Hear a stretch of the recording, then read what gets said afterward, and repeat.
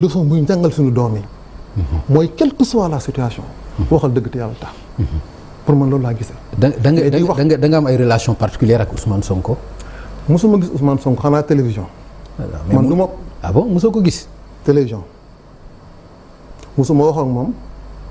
mais mu nekk inspecteur des impôts nga nekk business ci suuf si. te mosu leen gisante. gisuma ak moom mosu leen déggante. soxla ma ko fa man li ma doon liggéey soxla ma Ousmane Sonko.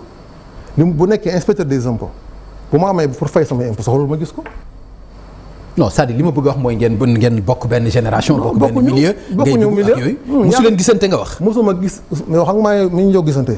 mosuñu gisante waaw. maa ngi ñëw ñu ngi doog gisante. tout à fait Ousmane Sonko mosuma ko gis. du ma Pastef du ma Ousmane Sonko waaye nag est-ce que tey mais il a du mérite quand même Pape Ngagne Ousmane Sonko a du mérite. plus que Macky Sall. plus que Macky Sall. ah bon Adama.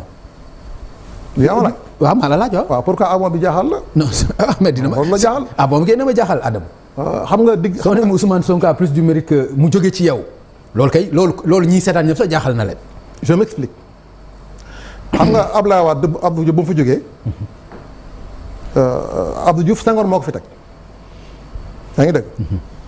Abdoulaye Wade di ñëw Macky Sall remplacé ko Abdoulaye Wade bu mu ñëw au pouvoir démocratie moo ko fi teg xeex pendant plus de 20 ans di xeex di ba ñu fallu démocratie moo ko fi teg Macky Sall 50% injustice 50% démocratie moo ko fi teg ndax Macky Sall bu mu génnee am problème Abdoulaye Wade ñu bëgg ko toroxal mu démissionné le 28 décembre 2008 la démissionné bañ ko toroxalee ci Assemblée nationale. mu génn démissionné en tant que député. loolu du mérite. non dëgg lu ma rek. waaw mais damay wax mérite am. après mu wax bu Sonko nga xool ni Sonko moo gën mérite foo lay waxee de da nga bàyyi may terminer loolu mérite la waxuma amul mérite de mais Sonko a plus de mérite laa wax kon Macky Sall am na mérite à un niveau A Sonko a plus de mérite à un niveau A plus foofu laay waxee donc Macky génn dem xeexi pendant 3 ans mu nekk opposition dem xeexi di xeex ba gañ a Ablaye Wade Macky si erreur Ablaye Wade lu sukkandiku parce que boobu ñu ngi ànd xeex ñu toog di waxtaan xam nga mag kenn du xam lu bëri si moom dafa noppi li muy wax bëriwul il faut nga jege ko trop pour xam yenn secret yi mais forum mooy dafa noppi ça dañ koy nangul donc muy xeex teg ay stratégie di xeex ba gañ a Ablaye Wade taxaw carrément ni moom dootul jàkkaarloo ak Macky Sall mais Macky nan la mën sàgganee ba Sonko fi Macky jaar ak injustice bi nga xam ne Macky am na ba sukkandiku ko ba gañe ñu jox Sonko loolu mu ñëw di gañe Macky Sall te Sonko musul toj fenn Sonko musul nekk ministre Sénégal li ñu tàmm di xam mooy boo bëggee nekk président il faut nga am foo jaar nekk naa directeur nekk naa ministre nekk naa lii. moom musul nekk loolu yëpp musul nekk loolu yëpp musul toj fenn tey Macky def ay erreur Abdoulaye disait am na temps Abdoulaye disait que ni am naa pouvoir am naa doole am naa pouvoir yàlla nangu ko jox ko Macky. Macky dem 2022 France naan j'ai le pouvoir j'ai les moyens yàlla nangu ko jox ko Sonko ak Diomaye kon war ku nekk war nga jàngat ni nga def ba yegg si fii te waroo commettre erreur yooyu. yan erreur la Macky Sall commettre. waaw pour man. Pam Ngagne Sénégal yi dañ ko fi tegoon. mu ni 2 mandats lay def. Macky Sall erreur mi def bëri na Pam Ngagne ba mu gañee élection yi 2012. dafa ñëw taxaw mu ni gouvernement sobre et vertueuse. mu woo ay nitam. ak Abdoul Mbaye. mu woo ay nitam. ni leen je vais enrichir personne. du ma fi tolérer. je vais protéger personne. du ma fi tolérer kuy lekk xaalis. du may tolérer ku jalgati.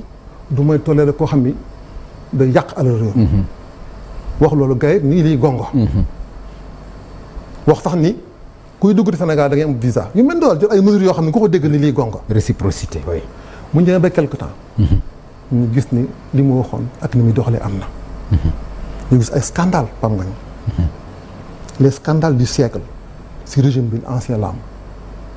ah les bon scandales oui Pam Ngagne fii nga nekkoon yow tamit. non maa ngi fi woon. non yaa ngi fi woon kon xam nga scandale du siècle ci régime boobu la amoon kay. fii la amoon kay parce que gisoo ñu def ko avant même am na loo xam fekkee woo ko woon tamit da ngay consulter l'histoire scandale yi am 2012 ba 2024 gisoo mu am 2000 ba 2012 amul volume nu mu toll nu mu amee doole nu mu ñaawee nu mu doyee waar gisoo mu am 2012 ba 2000 gisoo mu am koy tamit Pape Ngagne gisoo ti mu am temps Abdoulaye Wade Abdou Diouf. kon da ngay dëggal li Ousmane Sonko wax quoi ci conférence de presse am bu mujj bi bu ñu wax ci économie bi. mais Ousmane Sonko li mu wax loolu ngay dëggal dëgg la. ok Pape Ngagne Ousmane Sonko li mu wax dëgg la. faralu ma ko dëgg mën a yàlla. Ousmane Sonko li des nga faral ko bariwul de. non du ma faralu ma ko parce que gis naa muy def yoo xam ne d'accord ma si mais li mu wax dëgg la mais ñun fi la ñu fekk quand même ñu entêtement bi nekk si réew mi mais musiba la Ousmane Sonko tax waxul lépp Pape Ngagne dafa am lu mu ragal te waroon na aller jusqu'au bout de sa logique Ousmane Sonko jàpp naa li mu waroon wax bu ko waxee damay ragal mu Sénégal yi génn Sénégal daw moo tax dafa am lu mu wax am lu mu bàyyi. Pape Ngagne régime ancien bi fi nekkoon 2012 2024 dañuy jalgati réew mi suñu façon. mais Adama pourtant régime boobu ngay wax noonu. dañu naan lu jiin njaag tey njaag sa mag boobakal ndey ak Baye Marème mooy njaag. non si loolu la ñuy wax. dañu naan lu Macky Sall def Marème Faye moo ko ci dugal. loolu dégg nga ko déggaat nga ko. dégg naa ko mais est-ce que loolu tax na mu. non attends c'est-à-dire yow loolu li ngay wax nii ci régime bi. mais loolu mais donc première dame aussi daf ci am responsabilité ci loolu. pare nga dégg loolu tax na mu nekk dëgg est-ce que dégg xam nga waxoon da nga ko fekke woo ko da nga ni dégg naa est-ce que tax na mu nekk dëgg. man de ba ci troisième mandat bi ngay wax nii rek. man de musuma man musuma toog de 2012 à 2021 musuma toog 2012 ba 2021 ma dégg fu ma dem di waxee jëkkëram borom këram parce que 2021 ba 2020 ba tey gisuma Macky. donc 2012 bi nga xam ne ànd nañu Macky nekk au pouvoir ba 2021 mosuma gis première dame di wax jëkkëram si biir ngóor yi. noo koy gisee yow itam. bu jabar di wax ak jëkkëram noo koy gisee yow. waaw mais li ma am na temps yoo xam ne noo koy gisee itam naan mosuma gis wala mosuma ko dégg. noo koy gisee ak noo koy déggee. mën naa ko gis mën naa ko dégg parce que toog nañu lu bëri ànd nañu lu bëri toog nañu lu bëri du 24 sur 24 du 7 jours sur 7 mais ànd nañu lu bëri toog nañu lu bëri fekk naa lu bëri. lu si bëri du ko xam. lu si bëri du ko xam. Marème du ko xam. man lu ma xam laa lay wax. mën naa dégg benn ministre bu ni maa ngi gërëm Macky Sall maa ngi gërëm Safula. ndax moo ma nommé. waaw mais boo ko Marème di tontu yëg naa ko. Macky mooy. daf ni ndax buñ ma nommé Marème jàpp na si bu baax. moom kan mooy tegal ku yor domination bi Macky Sall la. Macky est responsable mooy borom këram Pape Ngagne mooy borom këram moom la ñu faluñu Marème moom moo war rendre compte moom la ñu fal. bu fekkee sàggan na bu ñu nekkee si biir néegam ma ne defaloo ko lii mu def war na xam lu baax wala lu bon loolu fekkee ma ko mais man li ma gis ak li ma fekkee laa wax Macky est le seul responsable man li ma fekkee ak li ma gis mënoo ma wax loolu ma gisul mënoo ma wax li ma fekkee woon donc régime bi li fi xew pour man Macky xam na lu baax xam na lu bon ma Pape Ngagne Macky devait être le meilleur président que le Sénégal ait connu ak jaar-jaaram. non ci jaar-jaaram moom amul loo ci wax. moo tax ma ne jaar-jaaram ci jaar-jaaram moom amuloo ci wax xam nga Pape Ngagne expérience la ñuy fay. waaw te boo nekkee hiérarchie A kenn ki nekk hiérarchie A ñeen dëkk boo ko benn entreprise ki fa gën yàgg la ñuy gën a fay ndax expérience boobu Macky Sall daf ko am ba doyal comprendre nga kon jaar-jaaram permettre na ko mu waroon nekk le meilleur président du Sénégal Macky Sall n'avait pas droit à l'erreur donte doomu aadama la mais il était presque complet si jaar-jaar. d'accord léegi yow. bu nekkul le meilleur président du Sénégal tey ci Senghor Abdou Diouf Abdoulaye Wade ba ci Macky Sall. li Macky Sall def est-ce que tey mën nga ko méngaleeg lu keneen def. li Macky Sall def te Adama man dama gis ni da nga ñëw ak nihilisme da nga ñëw ak soxor. non loolu nga gis. loolu moo ma jaaxal quand même. xam nga ba nga ma njëkkee wax sànq si affaire wu. loolu moo ma jaaxal. loolu day tax sax yenn laaj yi doo ma ko bëgg a laaj parce que xam naa ni da nga ciy. non mais laajal rek qu'est-ce qui t'empêche nga laaj bul am problème pourtant ba ñuy commencé da nga ma wax affaire mbënd bi nga masuwu leen man masu bi am na solo nga am na lu ko jiitu.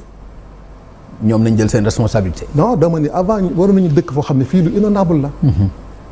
est-ce que loolu soxor la pourtant dëgg la te nga laaj ma ndax Sonko li mu wax dëgg la man la dëgg la parce que ñëpp xam nañu que.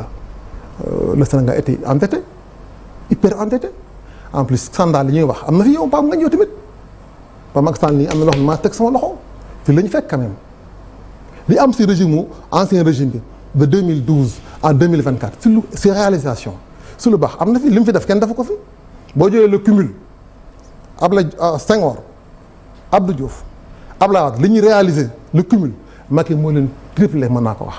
loolu mën naa ko dégg. waaw loolu lu am la. waaw nee naa la man fii dëgg rek moo fi kenn loolu lu am la waaye tamit si lu ñaawteef am na fi Pape Ngagne loolu mënuñu ko weddi am na fi pourquoi ñëw nga bu ñu waxee ne lii lu baax am na fi bu ñu bëggee dëgg ñaawteef yow da nga nekk bu defaan Macky Sall.